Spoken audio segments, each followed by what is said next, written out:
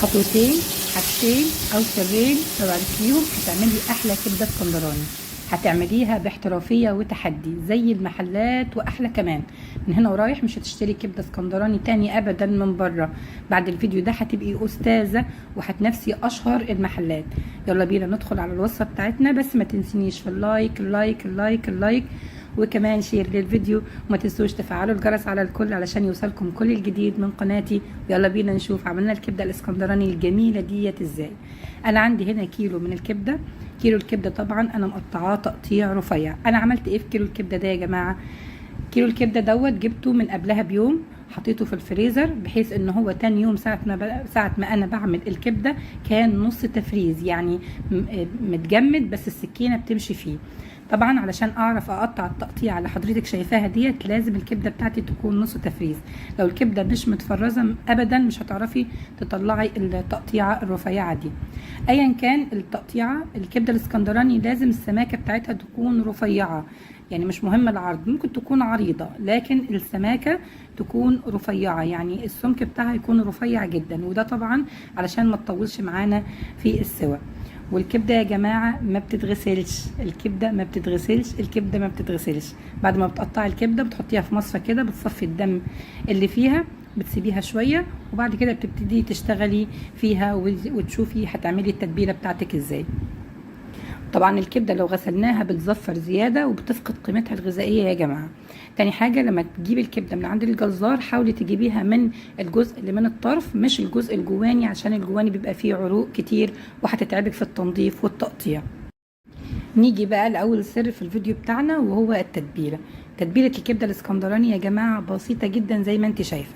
عندي هنا 7 أو 8 فصوص كبار من الثوم للكيلو، وعندي كمان فلفل حامي، وعندي فلفل اخضر بارد. الفلفل الاخضر البارد دول حوالي يعني 3 وحدات او حاجه كده متوسطين. بالنسبه للتوابل بقى، عندي نص معلقه كبيره من معالق الاكل العاديه مليانه من الكزبره، وعندي نص معلقه كبيره من الملح، نص معلقه صغيره من الفلفل الاسود، ونص معلقه صغيره من الكمون.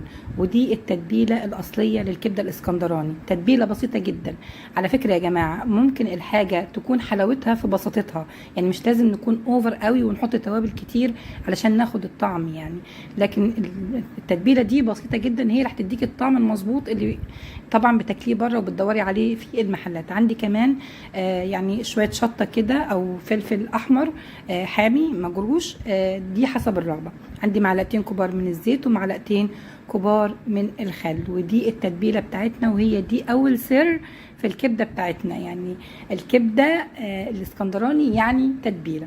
عندي كمان من ضمن المقادير واحده كده او حبه فلفل احمر الوان، ودي اختياري. وعندي 3 أو 3 حبات من الفلفل الرومي مقطعهم شرايح رفيعه علشان يبقى يعني التقطيع مناسب لتقطيعه الكبده، تبقى شرايح رفيعه. عندي كمان نص كوبايه من الزيت النباتي، دي هستخدمها بقى في تشويح الكبده. يلا بينا ندخل ونشوف هنعمل ايه. بعد ما قطعت الكبده بتاعتي وصفيتها كويس من يعني اي دم زياده فيها، هنزل بيها بقى في صينيه في بوله، وابتدي افردها كده في الصينيه زي ما انت شايفه، تمهيدا طبعا لاننا هنحط التتبيله عليها علشان نخلطهم مع بعض. وادي هنا انا فرمت الفلفل الاخضر الحامي والبارد والثوم مع بعض في الكبه. مهم جدا لما تفرميهم بطريقه بحيث ما ينزلوش ميتهم. هنزل عليهم بالتوابل بتاعتي، وهنزل عليهم كمان بالزيت والخل. دلوقتي مش هحطه دلوقتي خالص، ركنته كده على جنب، هنشوف هنحطه امتى. هنخلط التتبيله دي او المكونات دي كلها مع بعض كويس جدا، وهاخد نص المقدار من التتبيله دي، نصه بالظبط يعني مش كله، هاخد نصه على الكبده وهنحتفظ بالنص التاني هنشوف هنعمل بيه ايه. هخلط الكبده مع التتبيله كويس جدا جدا لحد لما التتبيله كده تختلط مع كل جزء من الكبده. عندي هنا خيارين، اما اشتغل في الكبده دي على طول، يا اما اسيبها في التلاجة حوالي ساعه او ساعتين تتشرب من التتبيله، وده الافضل طبعا. بس لو انت مستعجله اشتغلي على طول. وده نص التتبيله التاني. هنروح بقى على النار، هنزل بنص كوبايه زيت. والزيت يا جماعه لازم يكون كتير، يعني ما تقوليش الزيت كتير، لا كتير، ممكن تصفيه في الاخر، بس اثناء التسويه لازم يكون كتير، وهقول لك ليه. هتنزلي طبعا الزيت نار عاليه والزيت يسخن جدا، هتنزلي بقى بنص التتبيله التاني بتاعك على النار، والنار تسيبيها عاليه، وتفضلي بقى تقلبي في التتبيله دي في الزيت لحد لما ريحتها تطلع. ريحتها كانت عامله قلبان قلبان. طبعا بعد ما الزيت ياخد السخونيه بتاعته مره تانية هتنزلي بالكبده، تنزلي بالكبده يعني تفرديها كده في الصينيه وما تحركيهاش تاني خالص. وده سر من اسرار او السر التاني في الفيديو بتاعنا النهارده، وهو تسويه الكبده الاسكندراني. يا جماعه لازم يكون الحاجه اللي احنا هنسوي فيها واسعه كفايه علشان الكبده يبقى اكبر جزء منها معرض للحراره وما تنزلش ميتها، تفضل جوسي وطريه ومحتفظه بالميه بتاعتها. كمان لازم ننزل بالكبده والزيت يكون سخن جدا ويكون غزير. طبعا كل ما كان الزيت غزير وكتير كل ما كانت الكبده متغطيه بالسخونيه اكتر، وكل ما كانت محتفظه بالميه بتاعتها من جواها وتفضل جوسي كده وطريه وما تنشفش معانا وتشد. ودي مشكله بتقابل اغلب الناس، اغلب الناس الكبده بتنشف معاهم وبتشد. من ايه يا جماعه؟ من طريقه التسويه. يبقى اول سر معانا هو التتبيله، وتاني سر معانا هو طريقه التسويه. ان الحاجه اللي هنسوي فيها تكون حجمها او مساحتها مناسبه لكميه الكبده اللي احنا هنعملها، وكمان يكون الزيت سخن جدا، وننزل بالكبده تاخد صدمه، ما نحركهاش خالص الا لما اللون بتاعها من تحت يغير، نبتدي بقى نقلب في الكبده بتاعتنا. دلوقتي بعد مرور مثلا 7-8 دقايق كده من بعد ما حطيت الكبده هنزل بالخل، وهبتدي بقى اشوحه بقى مع التتبيله بقى والثوم وريحه الخل. الله الله الله، يعني مش قادره اقول لكم على الريحه. قبل السوا طبعا ب3-4 دقايق هنزل بيه الفلفل الاخضر والاحمر، وهبتدي اقلبه اسيبه كده 3-4 دقايق مع الكبده. والكبده اصلا كل مده التسويه بتاعتها توتال مده التسويه ما بتتعداش ال 12 دقيقه. اكتر من كده الكبده برده معاكي هتشد وهتبقى ناشفه معاكي ومش حلوه في الاكل. ودي الكبده بتاعتنا استوت بقى، ممكن تقدميها بقى انت في البيت بقى، مش لازم يعني سندوتشات.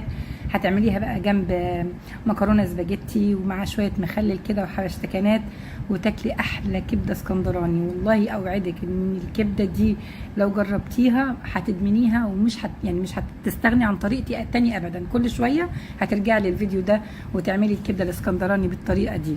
طبعا شويه مخلل وكبده اسكندراني، يعني جرجير بقى، جرجير وكبده بقى وشويه مكرونه.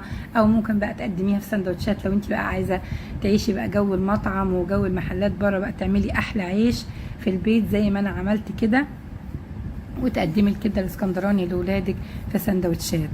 وبمناسبه السندوتشات، العيش دوت انا يا جماعه عاملاه في البيت، وكمان صورته فيديو وهنزله لكم بعد فيديو الكبده على طول، للي حابب يعني يرجع لوصفه العيش علشان يعمل وجبه متكامله. انا ما رضيتش احطهم هما الاثنين في فيديو واحد علشان الفيديو كده هيبقى طويل ومش هقدر اقول المعلومات اللي انا كنت حابه اقولها عن الكبده الاسكندراني. الكبده الاسكندراني بسيطه جدا وخطواتها بسيطه، بس الملاحظات فيها مهمه. يا ريت بقى ما تتبعوا كل الملاحظات عشان تطلعوا احلى كبده اسكندراني. عصره ليمونه كده على السندوتشات اثناء الاكل. ولو تلاحظوا انا ما حطيتش الليمون في اثناء التسويه زي ما ناس كتير بتعمل. الليمون يا جماعه لما بيسخن بيمرر، يعني حاولت ان انا نعصر الليمون كده اثناء التقديم. طبعا السندوتشات شكلها شهي جدا وطعمها كان خطير. هسيب لكم يعني الفيديو، قربت الفيديو في الاقتراحات في علامه الاي هيظهر قدامكم دلوقتي، وكمان هسيبه لكم في صندوق الوصف. العيش طبعا يعني مش قادره اقول لكم يعني، والسندوتش كمان جنبه وكبير ومشبع جدا. هتعملي على عدد افراد اسرتك، يعني عايزه اقول لك ان السندوتش الواحد مشبع جدا، مش هيحتاج غير سندوتش واحد. هستنى ارائكم وكومنتاتكم واسئلتكم في التعليقات. انا برد على التعليقات كلها، واشوفكم في فيديو جديد قريب، وباي باي.